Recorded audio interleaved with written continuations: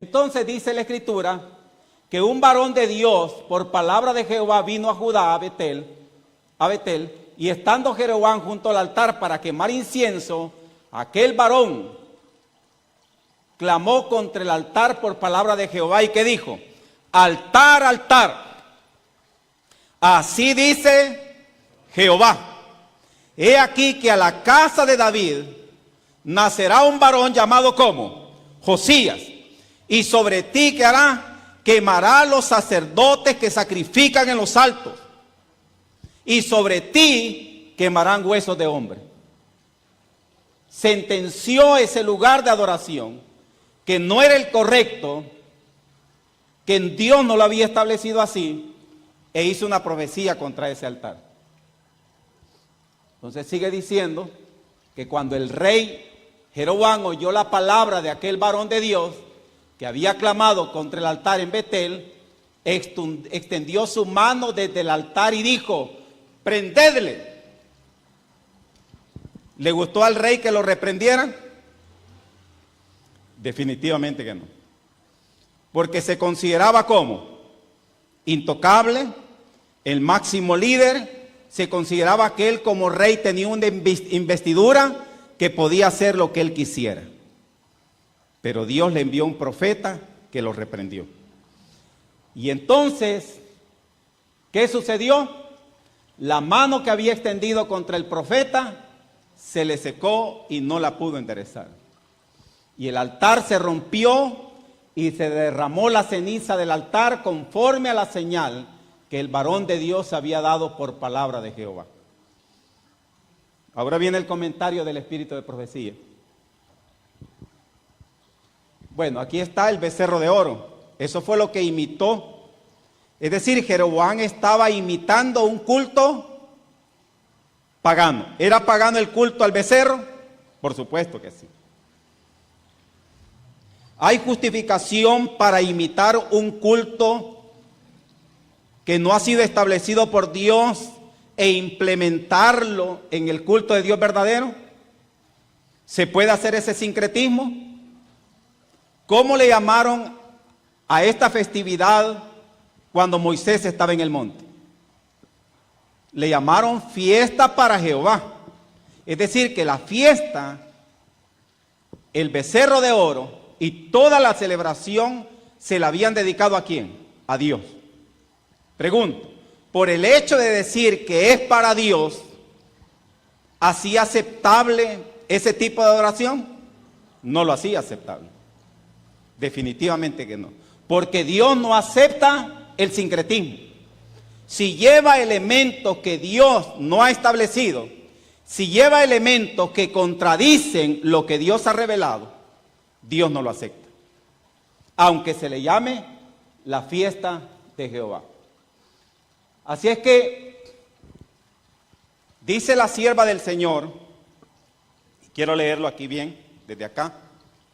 Su mayor temor, el de Jeroboam, era que en algún tiempo futuros los corazones de sus súbditos fuesen reconquistados por el gobernante que ocupaba el trono de David. Razonaba que si permitía a las 10 tribus que visitasen a menudo la antigua sede de la monarquía judía, donde los servicios del templo se celebraban todavía como durante el reinado de Salomón, muchos se sentirían inclinados a renovar su lealtad al gobierno cuyo centro estaba en Jerusalén, donde Dios lo había establecido. Consultando a sus consejeros, vaya que consejeros, Jeroboam resolvió reducir hasta donde fuese posible, por un acto atrevido, la probabilidad de una rebelión contra su gobierno. Lo iba a obtener creando ¿qué cosa? Dentro de los límites del nuevo reino, 2 centros de culto, uno en Betel y el otro en Dan. Se invitaría a las 10 tribus a que se congregasen para adorar a Dios en esos lugares, en vez de hacerlo en Judá. ¿Noten ustedes? Pregunto nuevamente, ¿tenía derecho el rey de hacer esto? Por supuesto que no. Vamos a ver. Ellen White le llama santuarios situados en los centros designados para el culto. Eso fue lo que levantó.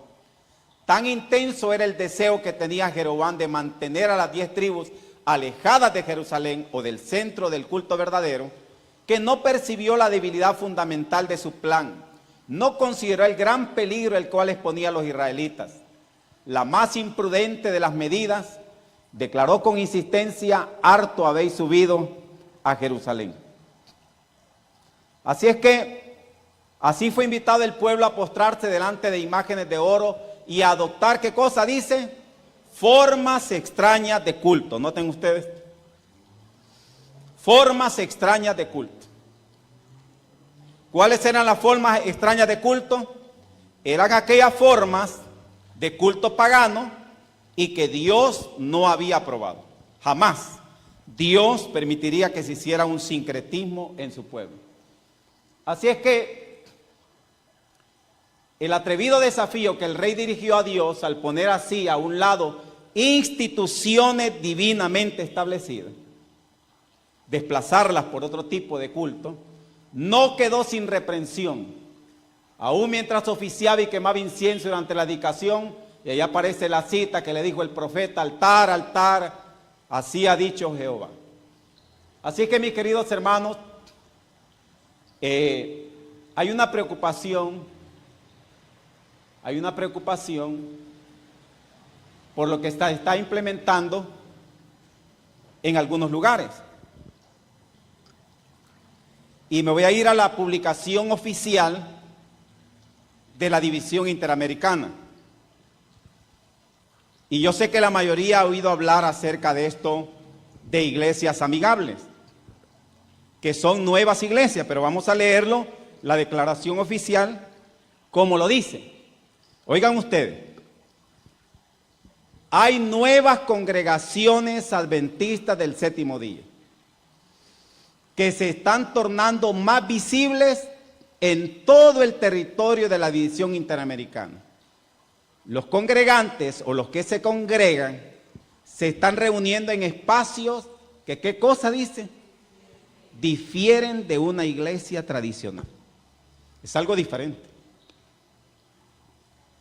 No es el culto en esos lugares como los que nosotros estamos acostumbrados. Y entonces cuando yo leí esas noticias, lógicamente me quedé pensativo. ¿Y esto en qué consiste? Y llevamos ya varios meses de estar indagando acerca de cómo funciona. Porque si a usted le plantean, vamos a ejecutar aquí en El Salvador una iglesia amigable, pero ya hay iglesias amigables que están funcionando hace aproximadamente 2 años en México, en Puerto Rico y en República Dominicana, ¿acaso no es sensato ir y ver cómo están funcionando esos centros de culto en otro lugar para saber lo que se nos puede venir en el país? ¿Sí o no? Lógicamente que sí. Entonces, sigue diciendo, el formato del culto, ahí lo dice no es usual. Imagínense, el culto no es igual. Si usted llega, usted va a ver que es diferente al culto del que estamos acostumbrados. ¿Por qué será que es diferente? ¿En qué sentido es diferente? Entonces tenemos que echarle un vistazo a las iglesias amigables que ya establecieron en otros lugares, para ver cómo nos sentimos nosotros si estuviéramos en un tipo de culto así. No hay emblemas de iglesia. No se identifican como iglesias adventistas. No hay ningún logo como este que usted ve acá. No hay nombre de iglesia adventista.